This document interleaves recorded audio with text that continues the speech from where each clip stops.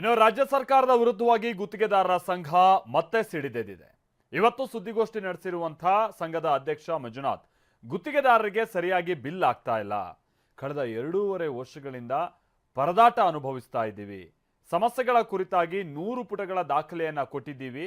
ಆದರೆ ಇಲ್ಲಿ ತನಕ ಏನೂ ಉಪಯೋಗ ಆಗ್ತಾ ಇಲ್ಲ ಅಂತ ಹೇಳಿ ಬೇಸರವನ್ನ ಹೊರಹಾಕಿದ್ದಾರೆ. ಒಂದು, ಈ ಸರ್ಕಾರದಲ್ಲಿ ಯಾವುದೇ ಅಭಿವೃದ್ಧಿ ಕೆಲಸಗಳಾಗ್ತಾ ಇಲ್ಲ, ಅದಕ್ಕೆ ಸರಿಯಾಗಿ ದುಡ್ಡು ಕೊಡ್ತಾ ಇಲ್ಲ, ಅನುದಾನನೇ ಇಲ್ಲ ಇವ್ರ ಹತ್ರ ಅನ್ನುವಂಥದ್ದು ಒಂದು ಆರೋಪ.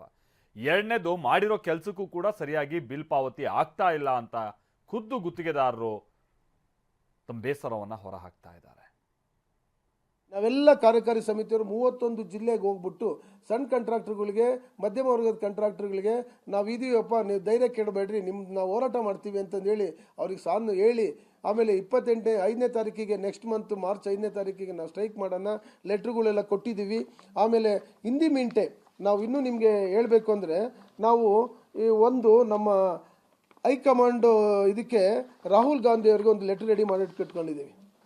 ರಾಹುಲ್ ಗಾಂಧಿ ಅವರಿಗೆ ಲೆಟ್ರ್ ರೆಡಿ ಮಾಡಿ ಇಟ್ಕೊಂಡು ನೋಡಿ, ರಾಹುಲ್ ಗಾಂಧಿ ಜಿ ಅವರಿಗೆ ಲೆಟ್ರ್ ರೆಡಿ ಮಾಡಿ ನಮ್ಮ ಇರ್ತಕ್ಕಂಥ ಸಮಸ್ಯೆ, ಇರ್ತಕ್ಕಂಥ ಪೆಂಡಿಂಗ್ ಬಿಲ್ಗಳನ್ನ ನಾವು ನಿನ್ನೆ ಕಾರ್ಯಕಾರಿ ಸಮಿತಿ ಸಭೆ ಇತ್ತು, ಆ ಸಭೆಯಲ್ಲಿ ನಾವು ಪರ್ಮಿಷನ್ ತೊಗೊಂಡಿದ್ದೀವಿ, ರಾಹುಲ್ ಗಾಂಧಿ ಕೊಡಿ ಅಂತಂದೇಳಿ ಸಭೆ ಒಕ್ಕೂರ್ಲಿಂದ ಹೇಳ್ತು.